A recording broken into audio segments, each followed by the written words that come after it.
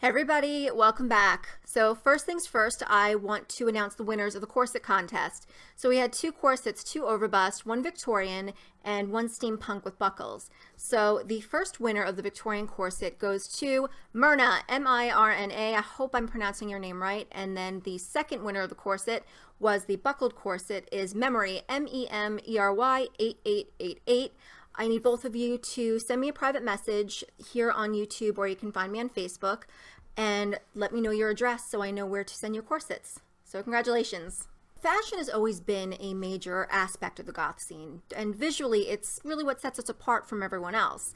But I remember really seeing some amazing looks when I was, first coming into the goth scene and just wanting to try and emulate them as much as possible. I actually remember one of my favorite ones, and I tried to emulate this so bad, and I failed miserably. If you've ever seen the movie The Fifth Element, there's this one scene when they're in the opera theater, and you have Ruby Rhod who's sort of pointing out the socialites, the who's who of society in the room. And they went past this one woman who was wearing this amazing velvet jacket sort of bodice. It was long sleeved, and it had this regal military feel to it. It buttoned up, and it had these slashes through the front, and it was completely coiled with these wires that went horizontally through it. Here's a picture. This video really isn't about fashion, it's more about the fashion police that make the lives of the newcomers hell and pretty much act like termites, eating away at the foundation of the subculture. The subject of music is an incredibly sore subject. If you bring it up, people will automatically become offended and defensive because they come out of the woodworks with their pitchforks sharpened, ready to skewer you for even bringing it up. And what I find completely ironic is that that same passion isn't applied toward those who sort of appoint themselves the fashion patrol, and by comparison are brutal. I already made my stance clear as to where I stand in regards to music. I made my points here on my channel, and I don't really need to say it elsewhere, but if I'm asked, I'll answer, but I don't need to seek anyone out, I don't need to troll, and I don't need to shame anyone because that's just mean. Last year, I want to say, I think it was, maybe a little bit less, I made a video based upon people taking the various different fashions associated with the subculture and actually turning it into subgenres, aka factions of goth, as if whether or not you liked velvet made you an entirely different type of goth. The only difference that it really made is you just do or don't like velvet. So with regards to the video, my overall thesis on the subject was that there are no subgenres based on fashion, that you're either a goth or you're not, and your fashion preferences are not going to alter your status. What I really wanted to do was share some of those comments that I received on that video.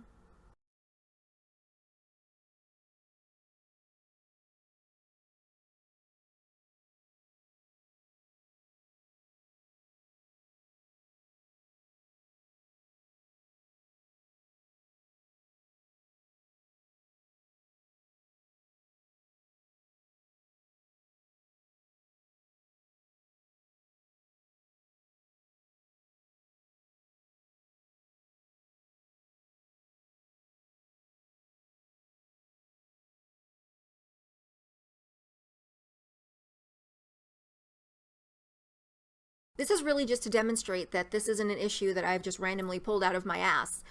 People believe that this is an actual thing, and it's deterred them from the subculture altogether. That's not good. It's depicted, the goth subculture, as having this exclusive high school popular mentality, and it's not true. It's damaging. The reality of it is that there are literally people out there who are wholeheartedly in the belief of, well, my skin is too dark, so I can't be a goth, or I can't decide on which style I like, so I guess that's it for me. And they do this out of fear of ridicule. But from who? I'll give you a few examples.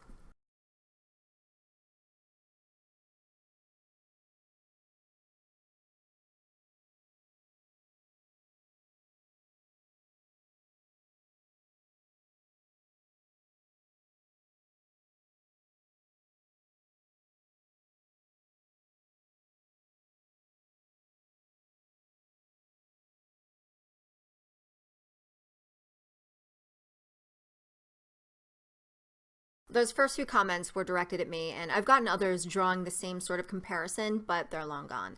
One thing that you will notice is that a certain YouTuber is being used as sort of a standard of what goth should look like. And this has paved the way for a certain way of thinking that just isn't true. It's setting a bar at a level where a lot of goths might not feel comfortable, and to people who are either new and exploring the subculture or may not even be involved in the subculture, they're getting the idea that this is what goth is meant to look like.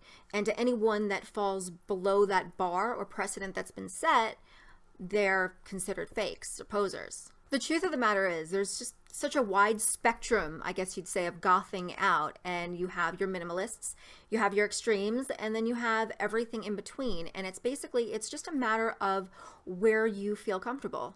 And there's no right or wrong to it. It's just a matter of personal preference. This, however, doesn't stop the sycophants who glom onto the extreme and then chastises anybody else that doesn't subscribe to that same level. When people are criticized for their lack of over-the-top appearance, nobody's out with their pitchforks, nobody comes to their defense. Why are people so up in arms over the most casual mentioning of music, yet they'll go full-on Regina George and tell you to get the hell out of their scene with regards to fashion, but no one says a word?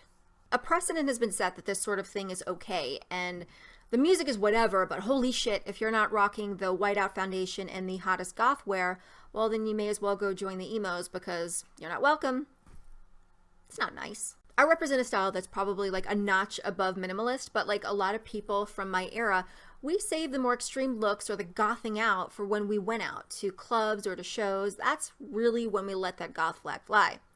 But it's not to say that people who dress up there to the extreme or go over the top all the time are wrong, but it is to say that telling a person who doesn't do it all the time that they're a fake.